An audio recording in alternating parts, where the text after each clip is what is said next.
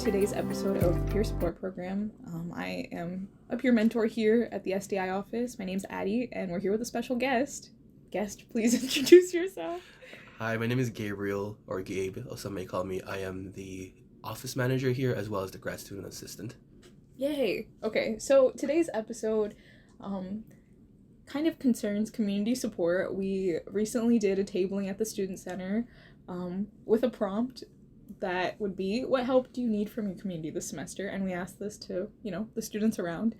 And we got a lot of responses, so today we're going to talk about them. So looking at this, I feel like one of the most common thing that I'm seeing here is people want friends. People want a better group of friends. They don't feel unity at the college.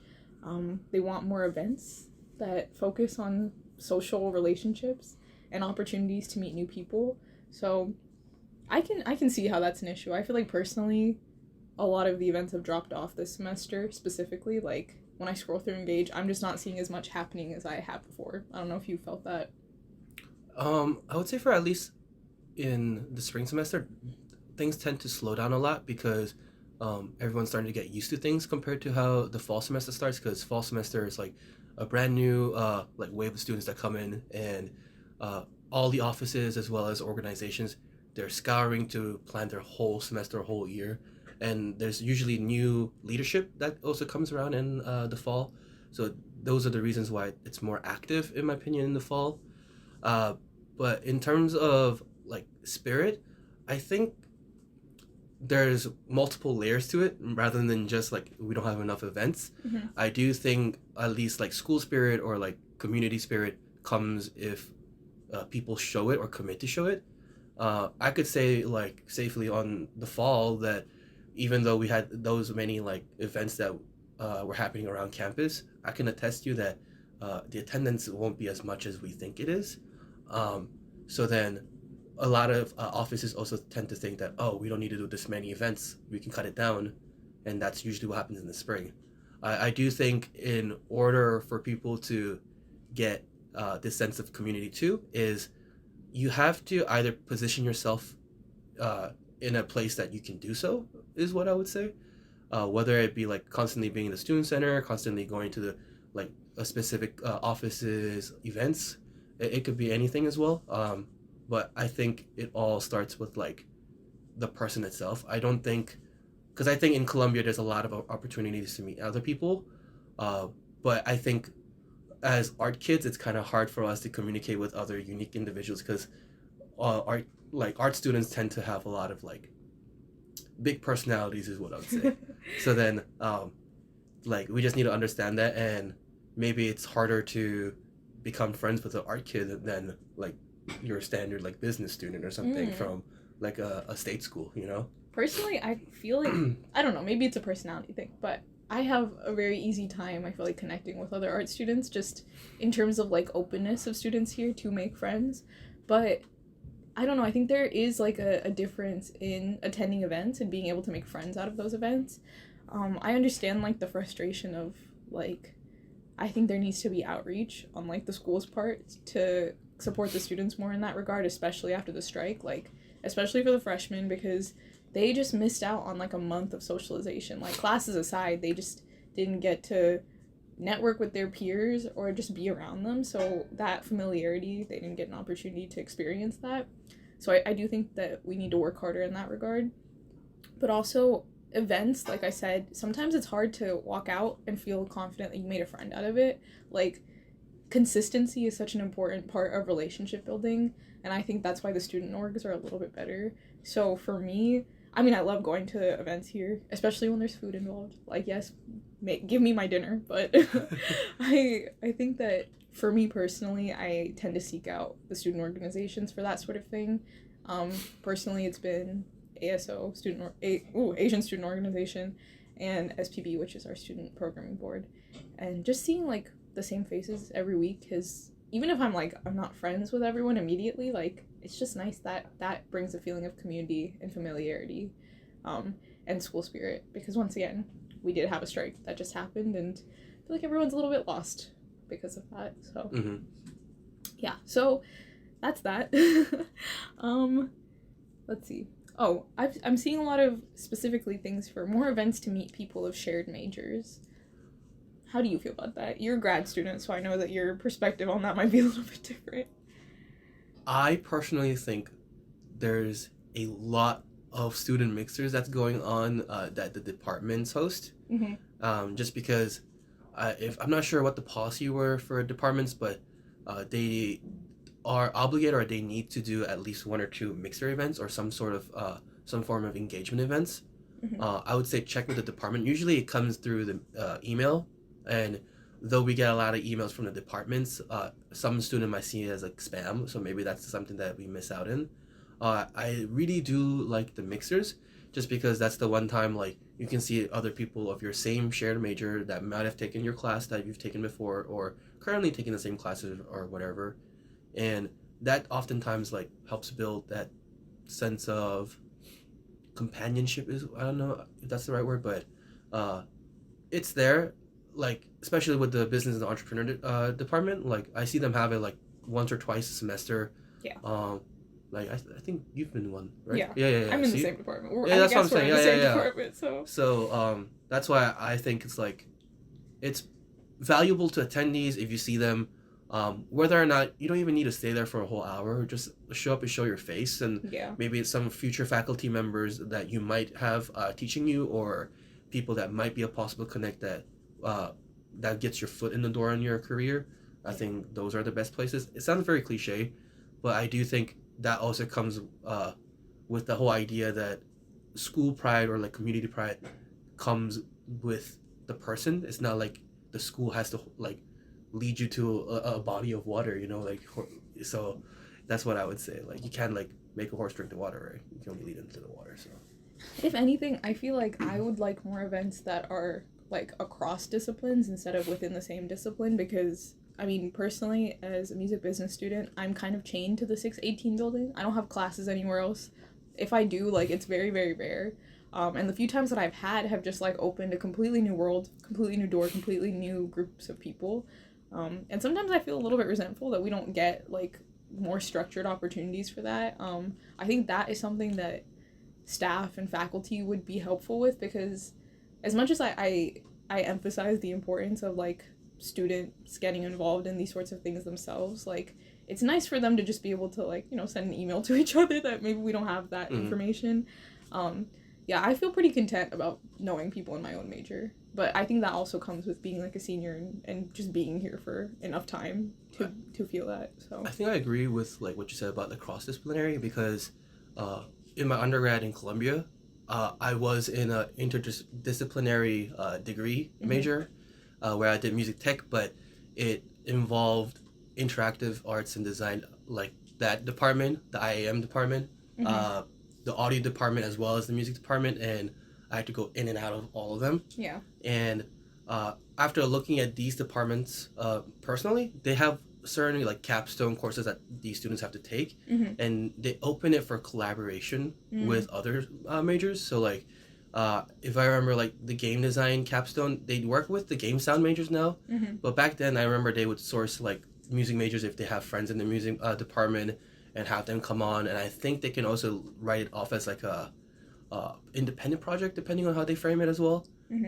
So I see that some like departments put effort into these, but maybe it's what the department needs is like the students coming up and be like, hey, for this project, is it cool if I like have someone from a different department help me, blah blah blah, and maybe that could be the first step into creating that relationship, because I do know like it's kind of odd how separate all the departments kind of operate, but because we're not that big of a school either. Yeah, so then I think one of the things the students can do is probably like usher these, like if there's demand, they have no choice but to like listen, because that's what their job is, and like if they don't listen, then I guess that's like the school's fault. But 100% I think departments will listen to these emails, so maybe that's something that we can do, or like that can start off. Yeah, personally I think it would be nice if they incorporated more like interdisciplinary capstones from the beginning of your school experience. Like I don't know, I feel like a lot of the stuff happens later in when you're like doing your practicums and you're ready to leave, which kind of sucks, because I always feel like, oh, I wish I had more time in like these higher level classes because I don't know, I think their value is a little bit different than just, you know, we are all sitting in a lecture together. But I also see someone say that they wish that there was more support in the design department and they made a better showing of people's work. That's interesting. I feel like that kind of applies to the music business department too, in that we don't have like any like showcase sort of thing, like in terms of like, you know, we don't do a lot of like art making ourselves necessarily. Well, depends on who you are, but for the most part, our assignments are like helping other people do things. And aside from just like a quick mention in class where they'll be like, hey, like, is anyone doing anything cool that you want to talk about? We don't really get an opportunity to really like showcase things to each other and experience the art that we're working on together. So I also wish that the business department emphasized that more. So then maybe those kind of things could be student org led, or even student personally like led. Like, I mean, back in my day, we would have study groups too. I don't know if they still do that around here, but not that I know of. Yeah, that's what I'm saying. Like, we used to do a study group. Like, even my current like cohorts, we did like a study group after like accounting class because we know like all of us were gonna like suffer in there. Even law class too, we all sat together. I think it's just one of the things that I always stress to undergrads, at least in Columbia, is initiative. Having the initiative to do something, because it's a fairly smaller school than others. It's easy to establish whatever we want. Let it say, like, if you want to create an organization, like a student-led organization, it's very simple. You just get, I believe, 3 or 4 board members and an advisor. And that's all you need. Or you could even go on Engage and, like, book a room, or, like, the EMS portal to book a room and just do something there. I do believe that these things that we're mentioning, obviously, the department can help us, but they can only do so much. Like, they can do 2 mixes a semester, that's their budget and whatever. Then I guess it's up to us after that event to follow up as students. Like how you were talking about, like going to an event and coming out not sure if you're actually friends with this person. And then when you see them on the street, maybe you say hi, maybe you don't. You know, I have moments where I don't even say hi. I just look at them. I'm like, should I say hi? And they just walk by me. Yeah. And then again, that is the initiative that we need to take. So I think the step after is more important. So if there are frustrations, we can tell the school, like the department, but if they say no, I mean, who's to stop us from like meeting each other?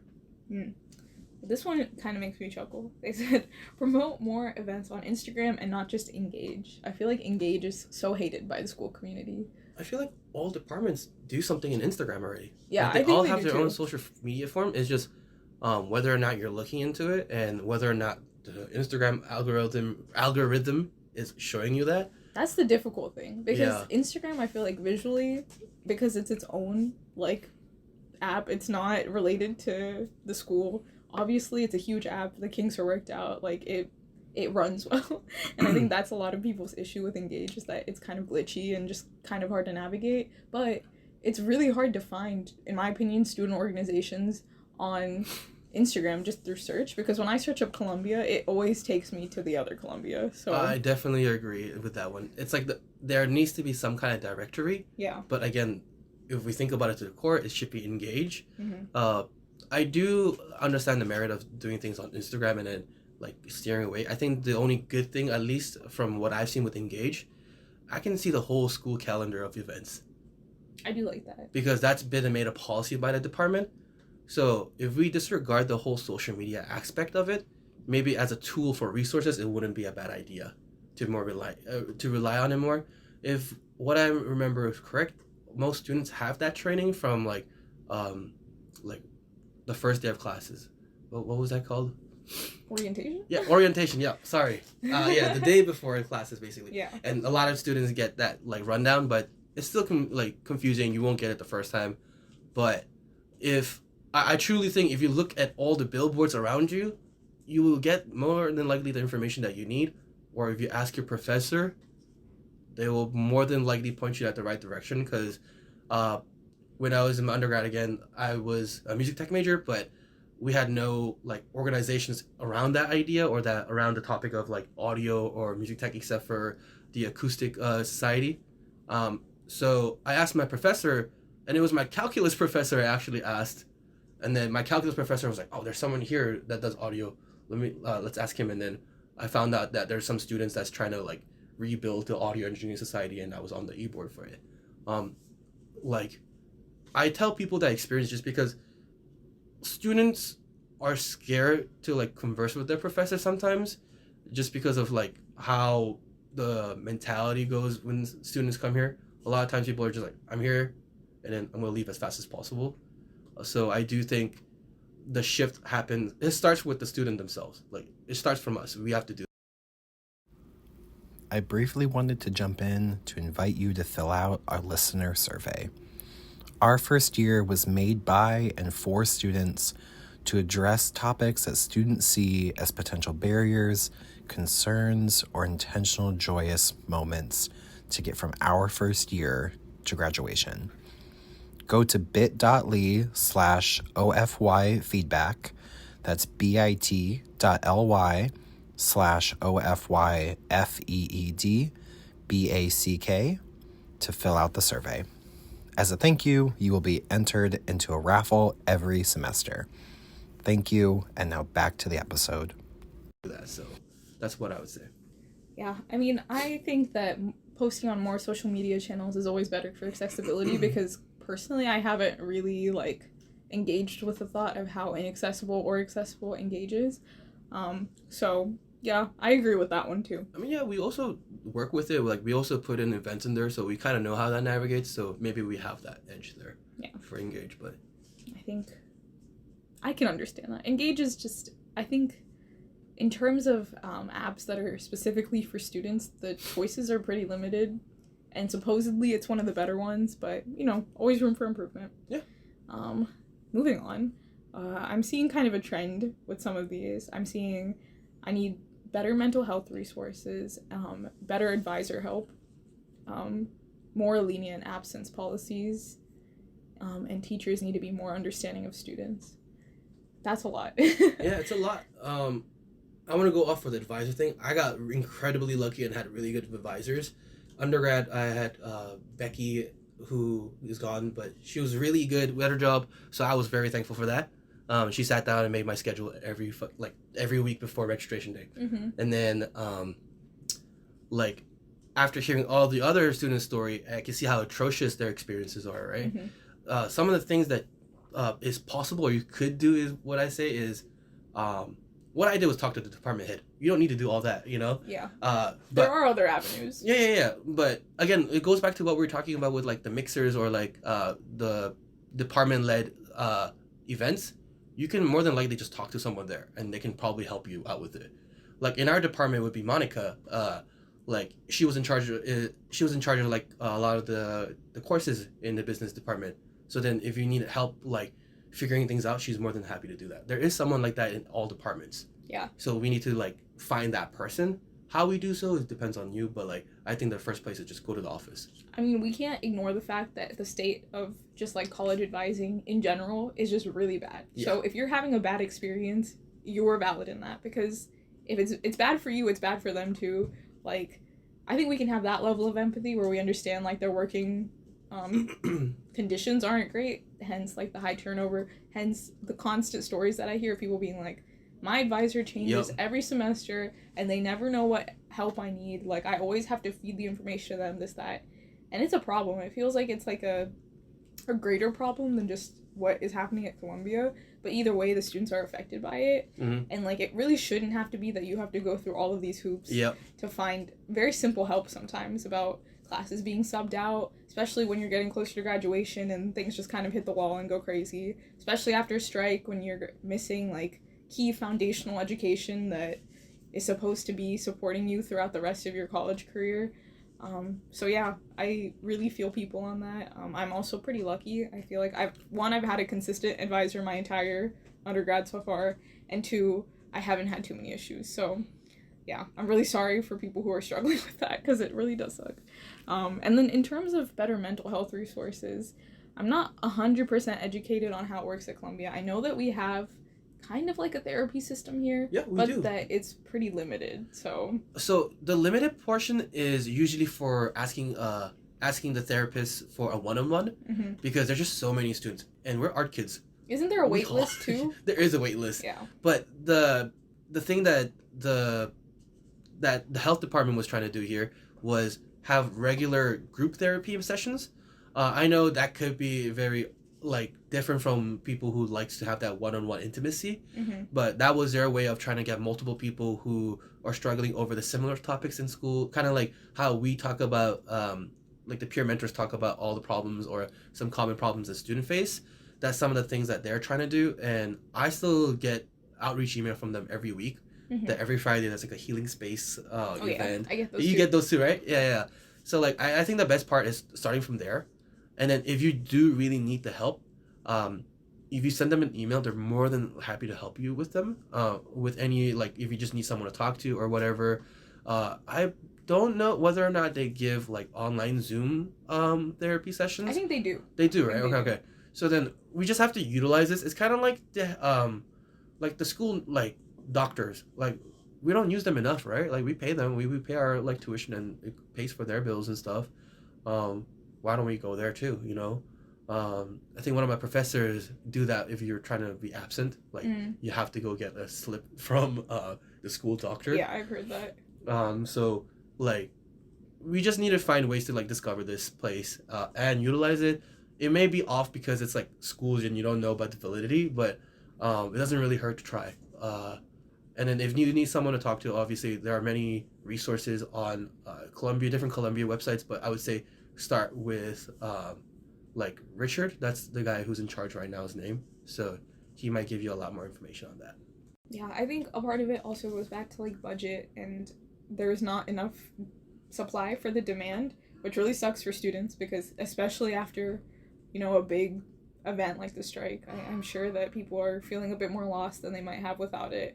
So yeah, there's only one main therapist, and there's two like therapists that are here from different schools, like U of Chi, in their doctoral program, and they're being hired in Columbia. I see. So then I think we only have like three therapists. Yeah, that crazy. Is not enough for the Columbia art kids. Absolutely not.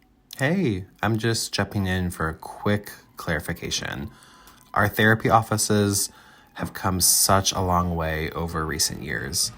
There's now a whole team of professional therapists and rarely a wait list. Your student fees cover sessions, and the team there is always so honored to sit with you in whatever capacity you need. I hope you feel like you can reach out. Okay, yeah, that's also a heavy thing that we're just leaving off on. Someone said, oh yeah, more lenient absence policies, and then teachers need to be more understanding of students. Back on that, I agree. I think I've gotten lucky with some of my professors, and just in terms of giving more wiggle room, especially after when I first came in, it was 2021, so we were just coming out of COVID, still kind of in it, and they were pretty lenient about late work and stuff like that, and just in general. And then now, once again, after the strike, that I've kind of felt that again.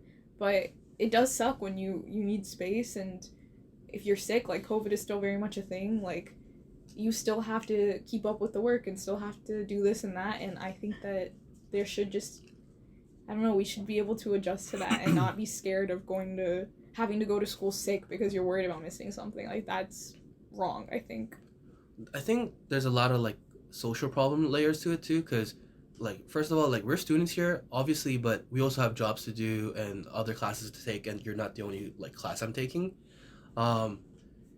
With late work, I wouldn't sure how I would go about it, but from my understanding about absences, I think it was like after like your third absence, it's like you lose a letter grade. Yeah, and they that's can what the fail school. You after a certain number. But and I think it differs by department too.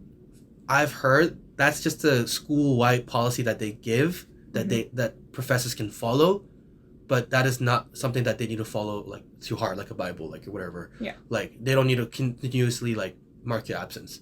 So, because as long as you communicate with your professor first of all, show reasons why. Like, you can't just tell them like, oh, I just need the day off. You know, like try to give her a valid reason. But of course, some days you'll be like, I don't want to go, and those might be the days you want to tank it. But for actual ones like that, you're sick or you really can't make it, most of the times the professors understand as long as you give them a heads up.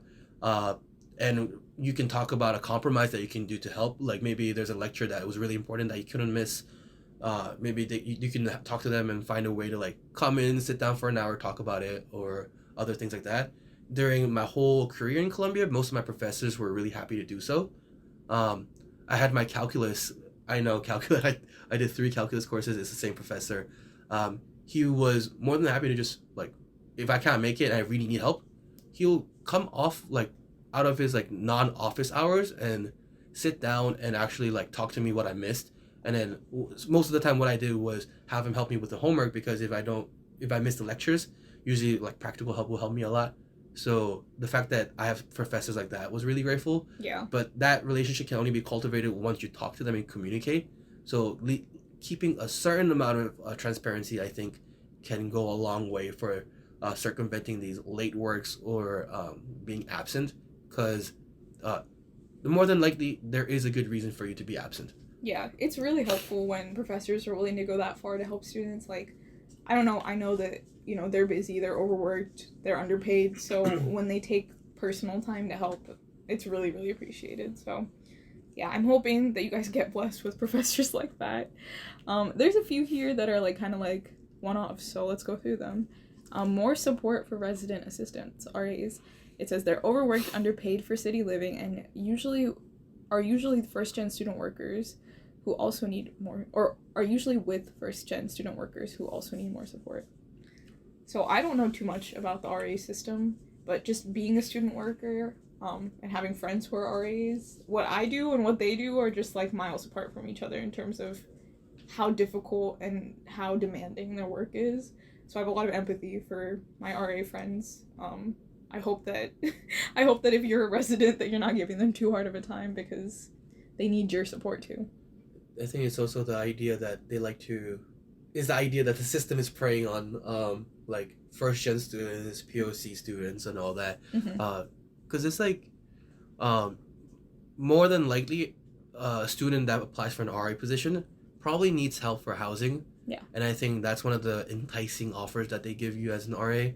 I'm not sure what we can do in terms of providing resources and help, but maybe something the school can do is either provide additional help or like workshops that students can use and utilize, maybe help them build their skills. Because from some of the RA friends that I've heard their experiences, it was always negative, but also like they felt like they didn't really learn any new types of skills rather than just things that they didn't like about workplaces and learning like what is the ideal conditions for them, I guess.